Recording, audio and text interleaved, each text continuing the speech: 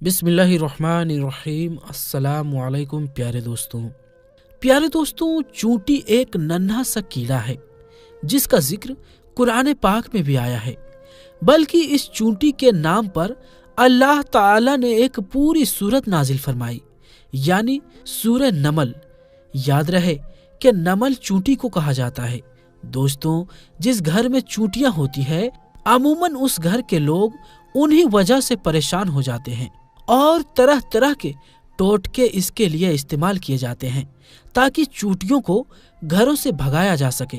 आज की इस वीडियो में मैं आपको उस घर के हवाले से एक अजीब हकीकत बताने जा रहा हूँ जिस घर से चूंटियां निकलना बंद नहीं होती।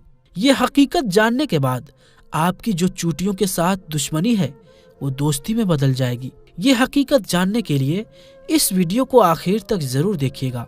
और अगर आपने अभी तक हमारे चैनल आलमी जंक्शन को सब्सक्राइब नहीं किया है तो अभी सब्सक्राइब कर लें और साथ में लगे बेल आइकन पर भी जरूर क्लिक कर दें ताकि हमारी हर अपलोड होने वाली वीडियोस की नोटिफिकेशन आप तक पहुंचती रहे।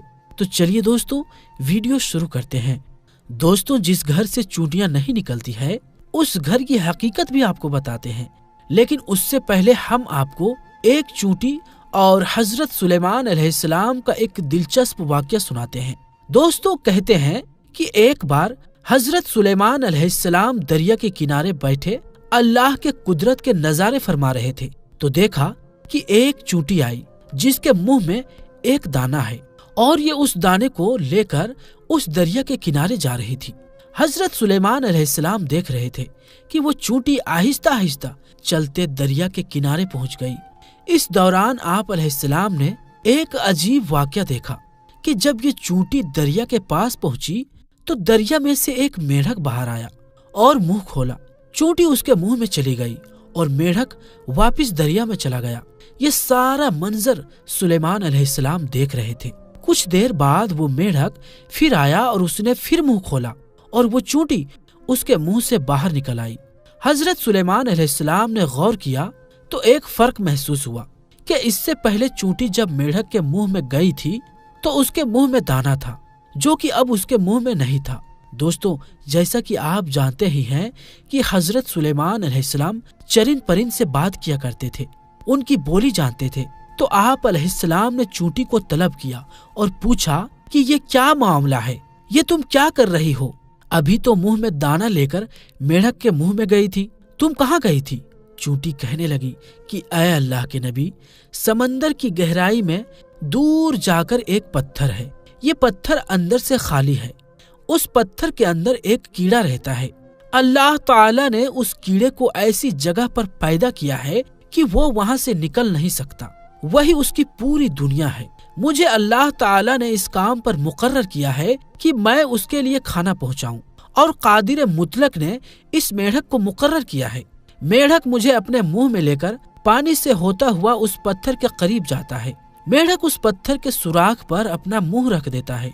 मैं मेढक के मुंह से निकलकर उस कीड़े के पास जाती हूँ और जो अनाज मेरे मुंह में होता है वो मैं उसके पास रख देती हूँ।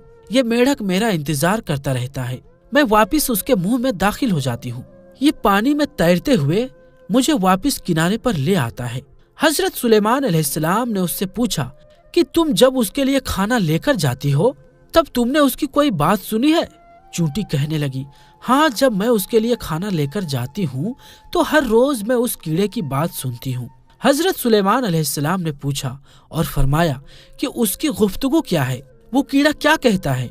चूंटी बोली, वो कीड़ा कहता है कि ऐ वो जात जिसने इस समंदर की गहराई में इस पत्थर के अंदर भी मुझे नहीं भुलाया, अपनी रहमत को अपने बंदों पर भी मत भूलना। दोस्तों, ये था वाकया चूंटी और हजरत सुलेमान अलैहिस्सलाम का। अब हम आपको चूंटी का एक और दिलचस्प वाकया भी सुनाएंगे, लेकिन उससे पहले आपको बताते हैं कि घर से चूंटियों को निकालना किस बात की तरफ इशारा करता है। तो गौर से सुन लीजिए कि अहले दानिश के मुताबिक जिस घर से चूंटियां निकलना बंद ना हो तो ये इस बात की निशानी है कि उस घर में रिज्क बहुत ज्यादा है। दोस्तों, आप ये अब खुद ही सोच लीजिए कि हमारे घर में मौजूद चूंटियां हमारे बारे में क्या बताती है, लेकिन अफसोस कि हम इनको भगाने के चक्कर में होते हैं। हमारी बहनें भी ایسے ٹوٹکے تلاش کر رہی ہوتی ہے کہ جن سے چوٹیاں ختم ہو جائے، تو خدارا ایسا مت کیجیے، اپنے گھروں سے چوٹیوں کو مت نکالیے، یہ آپ کے گھر کی رزق بڑھنے کی وجہ سے ہے اور اپنے حصے کے رزق کے لیے آپ کے گھر میں موجود ہوتی ہے۔ اسی لیے چاہیے کہ چوٹیوں کو خطرناک دوائیوں کے ساتھ قتل نہ کیا جائے، بلکہ یہ تو آپ کے رزق کے بڑھنے کی طرف اشارہ کرتی ہے۔ ان کو دیکھ کر ان سے دشمنی نہیں کرنی چاہیے اور ان کو مارنا بھی نہیں چاہیے۔ دوستو، آپ نے اب یہ چوٹیوں کے بارے میں جو گھر سے نکلتی ہے ان کے بارے میں حقیقت جان لی۔ اب چلیے ہم آپ کو حضرت سلیمان علیہ السلام کے دور کی ایک چونٹی کا واقعہ سناتے ہیں کہ جس کا ذکر اللہ تعالی نے قرآن پاک میں فرمایا ہے۔ روایت میں آتا ہے کہ حضرت سلیمان علیہ السلام جب لشکر کو لے کر چلے، ایک جنگل پر سے گزر ہوا جہاں چونٹیوں کا لشکر تھا، تو لشکر سلیمان علیہ السلام کو دیکھ کر ایک چونٹی نے دوسرے سے کہا کہ جاؤ اپنی سوراخوں میں چلی جاؤ، کہیں ایسا نہ ہو کہ لشکر سلیمان تمہیں چلتا ہوا روند ڈالے اور انہیں پتہ بھی نہ ہو۔ حضرت حسن رضی اللہ تعالیٰ عنہ فرماتے ہیں کہ اس چونٹی کا نام ہرمس تھا، یہ برو شابان کے قبیلے سے تھی اور یہ تھی بھی لنگڑی، اور اسے ڈر ہوا کہ کہیں روندی نہ جائے۔ یہ سن کر حضرت سلیمان علیہ السلام کو تبسم بلکہ ہنسی آ گئی، اور اسی وقت اللہ تعالیٰ سے دعا کی کہ اے اللہ، مجھے اپنی نعمتوں کا شکر ادا کرنے کا الہام کر جو تو نے مجھ پر انعام کی ہے، مثلاً پرندوں اور جانوروں کی زبان وغیرہ سکھا دینا، نیز جو تو نے نعمتیں میرے والدین پر کی ہے وہ مسلمان مومن ہوئے وغیرہ، اور مجھے نیک عمل کرنے کی توفیق دے جن سے تو خوش ہو، اور جب میری موت آ جائے تو مجھے اپنے نیک بندوں اور بلند رفقا میں ملا دے جو تیرے دوست ہیں۔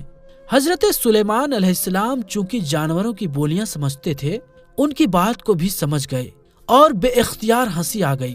دوستو، اللہ تعالیٰ کو اس چونٹی کی یہ ادا بہت ہی پسند آئی، اور اس نے اپنے قبیلے کی باقی چونٹیوں کی فکر کا لہٰذا اللہ رب العزت نے اس چونٹی کا ذکر اپنی پاک کلام قرآن مجید میں کیا، اور اس چونٹی کے نام کی پوری سورت قرآن پاک میں نازل فرمائی۔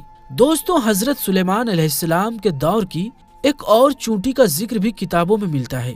ابن ابی حاتم میں ہے کہ ایک مرتبہ حضرت سلیمان علیہ السلام استسقاء کے لیے نکلے تو دیکھا کہ ایک چونٹی الٹی لیٹی ہوئی اپنے پاؤں آسمان کی جانب اٹھائے ہوئے دعا کر رہی ہے کہ اے اللہ، ہم بھی تیری مخلوق ہیں، پانی برسنے کی محتاجی ہمیں بھی ہے، اگر پانی نہ برسا تو ہم ہلاک ہو جائیں گے۔